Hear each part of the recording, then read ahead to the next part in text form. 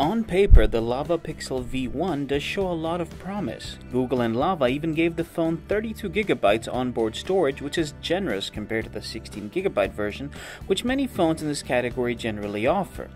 Nevertheless, a smartphone is more than just some extra storage, so let's find out whether the Lava Pixel V1 is the phone Google needs to establish the Android One brand per se.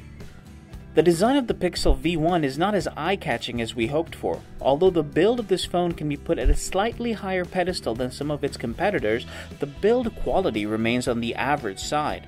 The button quality, travel, and fit and finish of the parts are good though. The Pixel V1 has a 5.5-inch display. On the plus side, the slim bezels do make the display look good, but sunlight visibility is quite weak.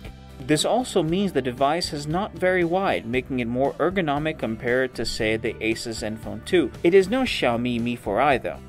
The phone runs the latest version of Android 5.1.1 in stock form. The phone is underpowered not only when compared to the segment leaders like Xiaomi Mi 4i and Asus Zenfone 2, but compared to some sub-10K phones as well.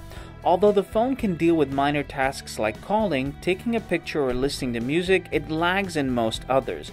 Gaming or video streaming via Twitch did make the phone stutter at times, which is quite unsatisfactory when compared to its counterparts.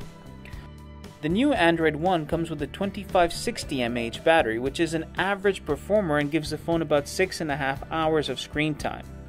In daily usage, the phone was able to go 9 to 10 hours, but when I tried to include video streaming, gaming, and video playback, the phone exhausted its battery in about 6 hours, which is again a concern.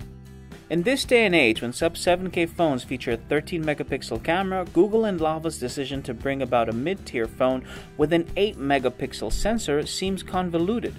The dynamic range and color accuracy of the images taken is good, but leaves much room for improvement when compared to other phones in the price bracket. Video capacities are just about average, as is the front-facing selfie camera. The Lava Pixel V1 is another failed attempt in the Android One program. The phone is not good enough to be recommended above the usual sub-13K phones. It is an average performer, and the promise of being updated to the next Android version isn't enough to recommend it.